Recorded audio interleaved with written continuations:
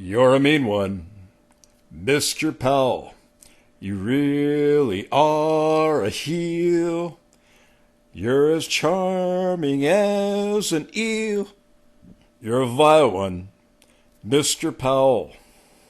You've got termites in your smile. You have all the tender sweetness of a seasick crocodile. You're a foul one, Mr. Powell. Friends, you don't have none. You're a monster, Mr. Powell. Your heart's an empty hole. You're a goner. You've got garlic in your soul. You're a mean one, Mr. Powell. Well, that's right.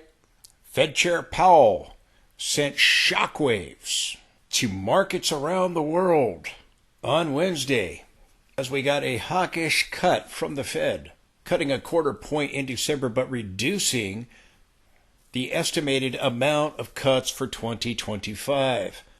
The Fed was expected to do 4 cuts based on the dot plot in 2025. Now that has been sliced in half down to 2. The herd believes that the rate cuts are bullish. The opposite is true. But no need to panic. They're going to get them. They're going to get them because the Fed is blind to the recession that's about to start, ignoring all the recession warning signs, and they'll end up doing a jumbo cut as they always do because they never see these things coming. Like they didn't see the inflation. They told us it was transitory. They had to do jumbo hikes. So too, they don't see it. They're focusing on the inflation right now. They should be focusing on the recession. Everybody's going to end up celebrating when the Fed does an emergency rate cut, jumbo cut. But by then, we'll only get a bounce in the market. We'll have already topped. This is what always happens. Likely going to see session start in Q1 or Q2 of 2025, Fed making a huge monetary policy mistake once again. So we're going to end up getting the cuts, but it's going to be because we're going to get the recession. Nobody thinks that's going to happen. I want to encourage you to watch this video all the way through. Showing you the charts on the S&P, on the NASDAQ, on the Dow, on the Russell. I do believe that the market is likely going to top in December or January, and you got a good shot that the recession is going to show up in Q1 or Q2 of 2025. Now, 7 weeks ago, before the election, I told you that, again, we had the bullish divergences on the 60-minute chart. We could get a rally ahead of the election. We ended up having that happen. Had the rally. We were going to sell off based on the 60-minute charts. Again, we did. And the S&P pulled back. Now, that was 6 weeks ago, and I told you at that time, when the S&P pulled back, that again, we were still going to get another rally, likely to our target. We still haven't reached it on the S&P weekly, but we did reach it in the monthly time frame, that mid 6,000 area. And I told you we are likely going to see volatility. This is the S&P volatility oscillator. We are likely going to see volatility drop, and we are likely going to see the S&P trend begin to rise, complete this divergence with the S&P 500. That's exactly what happened. Now, we did reach the target for the monthly chart 3 weeks ago on Black Friday, the last day of November, and rallied up to just under 6,100, right at the 6,099 area, and we began to turn down. And that was 3 weeks ago, and we began to see volatility turn back up. Now, at the same time, the S&P trend turned back down. And this is what I told you I was looking for. Now, maybe it's done, maybe it's not. This is the S&P trend direction. If it starts going negative, start seeing volatility rise sharply, we get above the signal line and stay above it and break this downward trend line, very well could mark a top. I told you we could get a top in December or January. We've reached the objective target there the last trading day of November. We're still likely going to overthrow that level and reach the objective target in the weekly time frame, which could take us to the high 6,100 area. Or if we take our time reaching it on into the 6,200 area, again, the trend line is a target, not a number. Far, we have not reached it in the weekly time frame, but we did reach it in the monthly time frame, and I told you I thought we'd get an overthrow there. Now, this will not mark the exact top, but it will confirm it. And is what I'm looking for is, do we see Volatility began to rise above the signal line like it did over here after the 2022 top. We moved off of the highs and we saw volatility move above the signal line, and then we saw the trend direction move negative. The S&P dropped, got the 2022 sell-off all the way down. Volatility rose sharply and the trend remained negative. As the S&P topped, volatility signaled that correctly, and the volatility remained elevated above the signal line, and the trend direction, the S&P trend direction, completed the divergence, went negative, and remained negative throughout the decline until a bullish divergence formed with the S&P 500 right there, and it marked the 2022 bottom. Then it turned back into positive territory shortly after that bottom. So it did a very good job of marking the reversal and the downtrend and volatility spiking with the S&P volatility oscillator. Now, could we see that here? I think so. If, again, we top out in December or January, we could see the trend direction go negative. It still might turn back up again, get another reference point, and then go negative. And the same thing here. We might just kind of go sideways. We did over here as the topping process was under construction in 2021 and 2022. You can see something similar to that here if this drags out into early 2025. And again, by the way, the S&P peaked in January, the first week of January 2022. Do we see something very similar to that, which would be the very next week, which would be our New Year's Day holiday week of trading? Some things to be watching, but again, this will usually the turn. Now, we've gotten above the signal line with volatility rising, major sell-offs a couple of times, but then we turned right back below the signal line and the trend turned back to bullish. So again, the reversal is going to be marked by volatility spiking and staying above the signal line and likely breaking the downtrend of the bullish falling wedge, and the trend either going negative or coming back up and going negative if we buy a little bit more time over the holidays or maybe into early January. But it's going to tell us, again, not marking the exact top, but tell us, in all likelihood, a week or two or possibly 3 weeks after it did correctly mark it here, the turn. I believe it was 2 weeks after the 2022 peak. So it did correctly mark it. And again, it's not going to be the top unless we have volatility stay above the signal line, consistently above it, and remain consistently in the negative region here for the trend direction. But again, it does a pretty good job. We've seen it go negative a couple of times. It's a bottom in 2022, and volatility spike a couple of times above the signal line, marking bigger sell-offs. If we get a reversal, it's got to stay. Volatility's got to stay rising above the signal line, and then the signal line has got to start rising as well, and then we've got to go negative here. So we'll see. Do we buy a little bit more time? So I told you, again, many weeks. Just quickly, we did not get the red awesome oscillator bar yet on NASDAQ. I'll be watching to see if we get it next week or not. Holding at that 10-week moving average. Again, going to be looking to see if we start getting red awesome oscillator bars, red candle bars, and eventually if we take out the 10-week moving average, do we get a red cloud? Going to be watching. Do we attempt a recovery? The Dow and the Russell largely down in the month of December. Do we see a recovery there? And does that take S&P and NASDAQ to new highs? Or NASDAQ's been rising, most of the market's going off. Do we see that flip now and we start seeing technology sell off? Do we start seeing the NASDAQ sell off? Be watching NVIDIA. NASDAQ trying to bounce off the 10-week moving average. We'll see if a red bar shows up. And again, sometimes you get red bars and you still end up going to new highs or get a counter trend.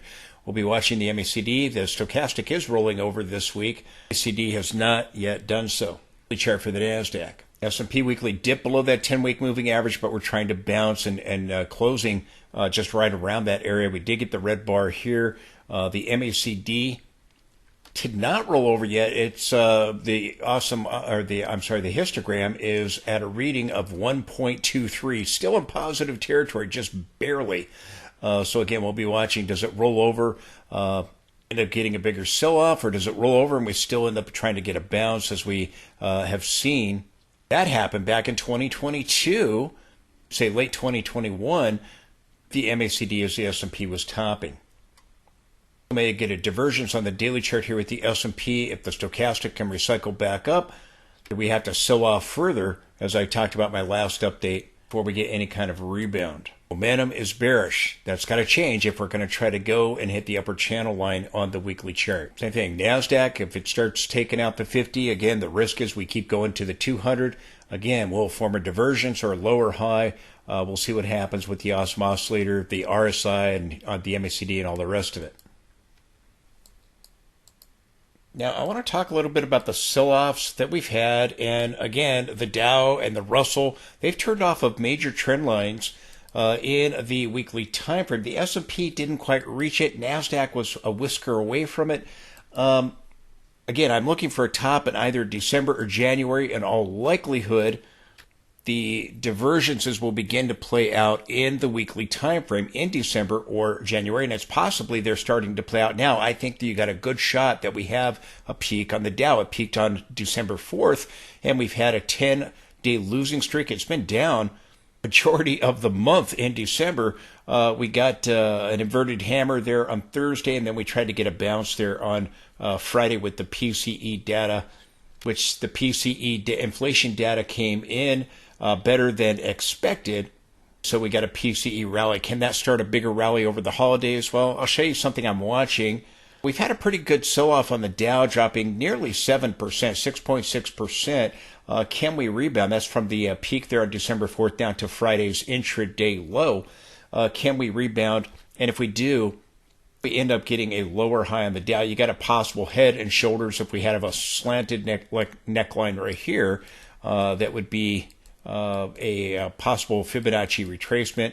If we start seeing an attempted rebound, we'll be watching, does the Dow stop making new highs? It's a very good chance, though. The Dow has peaked. It turned off major trend lines. Right here, you see some trend lines in the daily time frame that we turned off of. This trend line here, the blue one here. Major channel in the weekly time frame. CD's gone negative now. Again, the last low here, the last significant low ahead of the election, we firmed up at the center line, and right here, just below it. Do we get something like that? Or does the MACD stay negative? And really, it depends. We can see market manipulation in either direction. I've seen it both ways. Sell-offs during the holidays. I've seen big rallies during the holidays, and it can happen either way. But we've had a significant sell-off on the Dow and the Russell, so we'll be watching to see if they recover. If they do, the S&P very well could still make a new all-time high and reach the upper channel line. Dow hit the 20-week moving average, and it bounced. Again, we did get a rally Friday, but we didn't close back above this trend line. We closed just below it. So the trend line here is broken. The channel that I showed you on the daily chart is from this low right here, but this one goes back a little bit further here on the weekly. Dow was down 988 points for the week, and again, down 6.6% from the high to the low from over the last 3 weeks. And the Dow was down 0.25% for the week. So again, this divergence could now be starting to play out. We'd have to take out the 20-week and stay below it. Found support at that 20-week over here during these sell-offs right here, and just above it here, just above it here. So the 20-week moving average has acted as support, and it's acting as support now. If we break it like we did back over here after the January 2022 high, then it became resistance. It became resistance over and over. Here we tried to get back above it, and it failed and finally bottomed out. But again, the 20-week moving average acted as support. It acted as resistance, and we'll be watching the 20-week on the Dow. Again, if we go back up and we make a lower high, the RSI still could come back up and then form a lower high. And again, it still may even make a higher high, slam into the trend line again. That's certainly possible. We do have a divergence between the Dow and the transports with this sell-off, which could be a major Dow Theory sell signal longer term.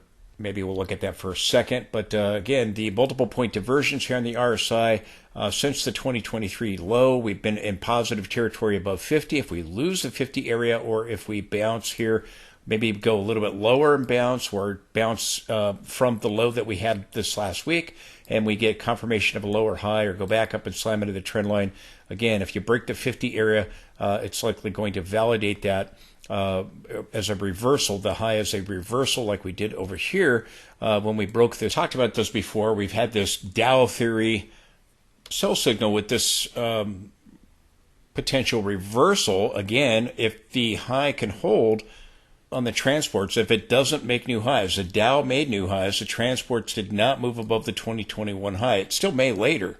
Saw the Russell do that, but right now we saw both of them off with a large divergence going all the way back to 2021. Those moved above that high peak in 2022, early 2022. The transports did not. It was interesting to note that the Dow made a higher high in 2022 and the transports did not. They diverged at that point. So again, could we see a divergence here in this most recent price action with our sell-off? Something to pay attention to between the Dow and the transports. And it is interesting to note that both the Dow and the Russell are hovering around their 100 period. That's a pink line right here. I've drawn some of these other trend lines on the Dow, but right now we're trying to bounce off that 100 period. If we go down further, you got your 200 period moving average. But kind of interesting, the sell-offs have taken the Dow and the Russell down to their 100 period moving averages, where the S&P is testing the 50 just beyond it. Dow's now down at that 100 period moving average. Again, both the Dow and the Russell are testing their 100 period. The Dow's bouncing off of it. The Russell dropped just below it and now closed just right above it there on Friday with the rebound. Again, both the Dow and the Russell have had sell-offs. Will they rebound? We've seen the Dow drop 6.6%. Dow and the Russell have led the charge lower. The Russell, if we just measure it here, has lost over 10%, almost 11%, about 10.70% or so since the peak in late November. The Dow peaked on December 4th. The Russell peaked on November 25th, I believe. Russell's come down here on the RSI. That divergence gave us a sell-off. So we've seen nearly an 11% drop on the Russell. We've seen a 6.6% drop on the Dow. Do we get some kind of rebound surrounding these 100 periods, or do we go down to the 200 period moving averages? And that would be at this trend line for the Russell, which would be the lower boundary of the channel in the weekly time frame. The Dow, the Russell had that divergence. It went into the negative region. Russell had it on both the MACD and the RSI. The Dow just had it on the RSI. But the Dow did see the MACD roll over. So again, we'll see if we can rebound back up. And if we do, does the S&P move to a new high? We end up having to get a bigger sell-off before we get any kind of rebound. And if we do, then again, it's very possible the S&P didn't reach the upper channel line as the Dow and the Russell have. Close but no cigar. But again, I still think you've got a good shot that the S&P will try to still move to a new all-time high, as I've been saying. This is our linear scaling for the weekly chart for the Russell. Again, we've come down to just above the 50 period. If we start losing it, as I've said, with the Dow, the Russell, then again, we could start a downtrend. The RSI on the Dow is still above the 50 level. Divergences are starting to play out, giving us a sell-off, and the Russell is still above 50 on the RSI. Do we see some kind of bounce surrounding this level and our 20-week moving average? Both the Dow and the Russell are trying to bounce off the 20-week moving average. So again, do we see it rise back up and maybe try to diverge with the S&P 500? And the 2020 at the 2021 top, we saw the Russell peak and sharply sell off, drop below the 20-week. Here we've dropped below it, but are trying to bounce off of it, and then you got a rebound. And a lower high, and it diverged with the S&P in January of 2022. Did we see something similar to that this January, surrounding the holidays?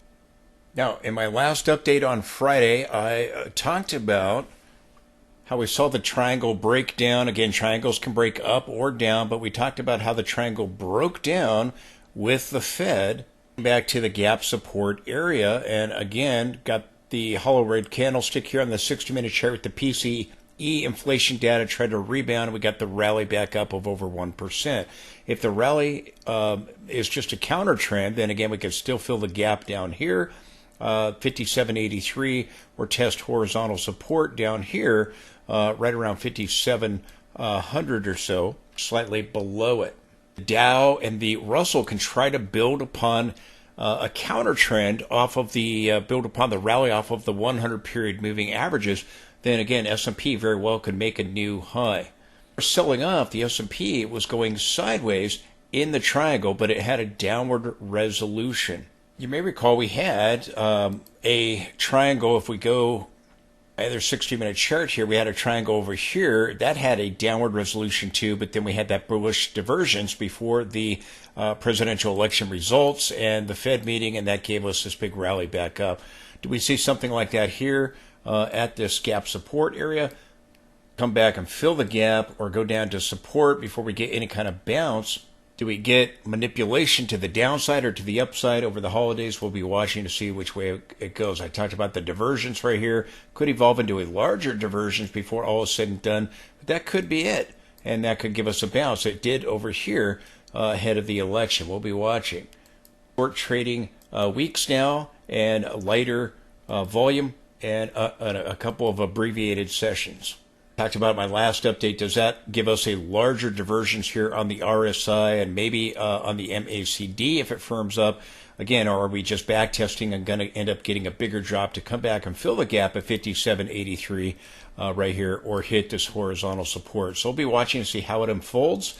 Are we in back test mode here, or do we get a bigger back test and then still drop over the holidays, or do we try to recover, get back above the trend line and back above this horizontal support for our triangle that now is resistance? So we'll be watching these levels. The VIX is predicting a down day for Monday, so we'll be watching to see how that unfolds. Talked about this channel, possible larger channel, end up getting a bigger sell-off in the Dow and the Russell, then we can move down to the 100 period on the S&P. I talked about that. Could see a larger divergence develop here, or we could just keep going straight down.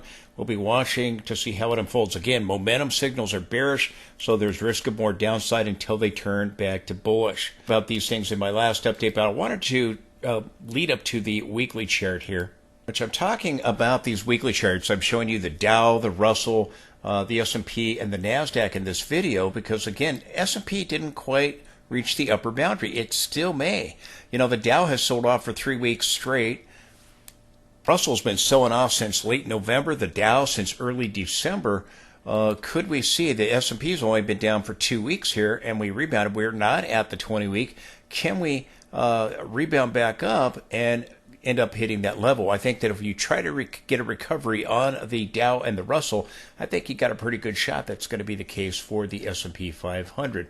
But nevertheless, you can see these divergences. They could start playing out right now. Again, it is still possible. Listen closely. It's very possible that we get a top in December or January. And it could be December. That could be it. My guess is it's not. I think we're still going to go back up. But again, looking for a top. And I'm telling you, it could be close but no cigar, and we may have just fallen short of that level. Maybe we exclude the shadow here and have a different angle on the upper boundary here, slightly excluding that shadow just a little bit, connecting these 2 points. But again, you know, is it close but no cigar? And we've just fallen short of it. Now, I warned you about this divergence as we saw the NASDAQ moving to new highs. The S&P did not. It was diverging slightly there with the NASDAQ. The S&P was. This divergence gave us a pullback, and then we had the CPI and the PPI data. We eventually higher. We had MicroStrategy added to the NASDAQ, and again, you ended up going higher and forming this divergence. The trend line right here in the most recent price action with the bounce here broken, and now come back to the trend line from these lows right here that marked the November bottom ahead of the presidential election results. We've got a little divergence here, just like the S&P as we came down to the gap fill area here. And the S&P and both NASDAQ 60-minute charts did form a little divergence there. Could form a larger one if we go a little bit lower. Certainly possible.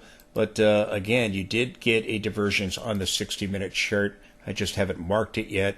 But the negative divergence did give us a sell-off. And so far, and I'll put my little divergence there in, so far while I'm doing this measurement, we've sold off 5.5% from the high to the low over here from Monday's high there on the NASDAQ. We had the NASDAQ up on Friday, up 0.85%, up 179 points, rounding up there. And again, coming back to the gap fill area here. So again, we'll be watching that. It's just a counter trend bounce with the PCE data, or is it going to try to carve out at bottom? We have these gaps and then the rebound. So far, it's a gap and trap intraday. We'll see what we have going on next week. Still have a gap up here. It was an island gap reversal on the intraday charts here that gave us the sell-off for NASDAQ. It was a little island gap reversal on the 60-minute chart. We had the inside day in the form of a doji that gave us the bearish harami. I'll show you that in a second. Before I do, zooming out, here are the divergences. You can see we've had divergences that have created pullbacks and bigger sell-offs, bullish divergences. Now I got this tiny little one right here, so we'll be watching what becomes of that. And again, is this a bounce or is this a short-term bottom? NASDAQ 60-minute chart here. NASDAQ had that daily doji on Tuesday, and we got a bearish inside day, and that was this 2-day pattern here. We had the big up day, and then hit the upper Bollinger Band, and then got the doji, and then we had the big sell-off there with the Fed. We dropped about 3.60%, if I recall. Went down a little bit further the day after the Fed, and then we attempted recovery there again, 0.85%, attempting to rebound. So what happened is we closed below this trend line right here. We closed below it, and then we closed just slightly back above it. So again, if we're going to break the trend line and take out the 50, you got to get a decisive break and stay below it. Pointed out we had the confirmation to the harami, the bearish 2-day pattern there, and the inside day we had the confirmation of it, but not much of a follow through with this bar, and then this bar we rebounded back up. So this is just a back test of the trend line right here. Or if we exclude the shadow, if we exclude the shadow, we're slamming right into it there on the rebound there on Friday. And if we do get a bigger sell-off, again, we have our 100, our 50s directly below, but our 100 and our 200 period moving average. Again, do we end up seeing a divergence develop or sell off further and get a confirmation of a lower high or something? Or even right now, if we attempt a recovery, do we establish a lower high and the S&P ends up going over the holidays to a higher high? We'll be watching. Do we get a bigger sell-off? These trend lines have been broken, attempting to back test here on the NASDAQ and the S&P, not quite reaching the trend line. But you can see, is there manipulation up or down over the holidays? And it could be either way. You're trading on very, very light volume. Look at the RSI. Again, we had that almost Class B divergence here with two equal peaks, and price went higher on the NASDAQ. Got the overthrow of the upper boundary of the rising wedge, very common with rising wedge patterns. Came down. We tried to break the trend line here, and we're trying to get back above it now. There's a linear scaling here. Again, if we end up getting a bigger sell-off to the 100 period or the cloud here, again, we could see this end up selling off and end up forming a lower high at some point. If we come down and see manipulation to the downside, or the 100 period, and then try to rebound into January, even back testing this trend line right here and setting up a lower high, going into the new year. If we get the rally now, we'll be watching, or if we go a little bit lower and get a rally, we'll be watching to see if a lower high ends up setting up sooner rather than later over the holidays here, over the next 2 weeks or so. And if we do, then again, can we confirm a lower high, or do we get a divergence and still reach? We were just shy of that upper boundary on the channel line. The MACD's moved to a new high. Again, will it form a divergence? So we'll be watching the MACD and these daily signals here. We're selling off.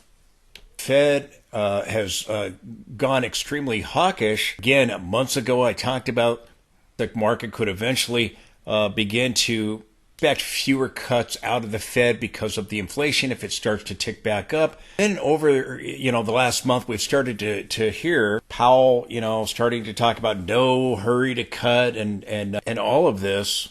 We're seeing this begin to play out with the FOMC meeting that we just had this last week here. Now we're hearing Fed fund futures now down to just pricing in, estimating just one cut in 2025. And again, I have a recession, and the market's going to get the cuts. They're not going to like it because it's going to be associated with the recession that we're being told is not going to happen. Well, I think you're going to see an emergency cut out of the Fed in the first quarter at some point of 2025. The market's selling off. Powell's the Grinch that, stole the rate cuts. Herd believes they're bullish, as I've said, and that's why they're throwing a fit. We're, going to get this pause in January. And again, if the Fed did that, it'd be a huge mistake. But wouldn't it be something if we didn't get a pause in January, started seeing things happen, cause the Fed to panic, the market start dropping dramatically, the January meeting or just after it, maybe before? We sell off into the inauguration and then try to rebound. We'll see what happens. And then the Fed meeting at the end of the month, we'll see what happens. I say that because Wall Street likes President Trump's economic policies. That's why we had the presidential election rally. Did we get something, in January when he's sworn into office? Maybe, but we could be declining by then. I think we're going to see a December or January top. Does the RSI start losing this 50 area and a bigger sell-off, or do we recover and get a lower high, or maybe a divergence here that gives us a lower high in the RSI and the MACD? We'll be watching to see how it unfolds. NASDAQ can go higher. We have some interesting trend lines. This is our log scaling. This will be a larger rising wedge in the weekly time frame if we end up going higher and then turning much higher than where we are right now. Okay, and assuming we try to rally rather than sell off, and like I said, it can be either way. You never know with that lighter volume surrounding the holidays. But again, we've got the divergence going on with the MACD here. So again, that's the log trend line here of a rising wedge. If we look at the linear, we were just shy of the trend line here. If I exclude the shadow right there, we slammed right into it and just overthrew it. But again, this trend line right here, we were just shy of it, the black trend line. We still may reach it. That's just a little bit higher. This is the linear scaling, and I'm drawing a parallel boundary to the lower boundary from this low to this low and excluding the lows over here. So again, trend lines I'm paying attention to. So we were just shy of that by a whisker. We did hit it if we exclude the shadow from the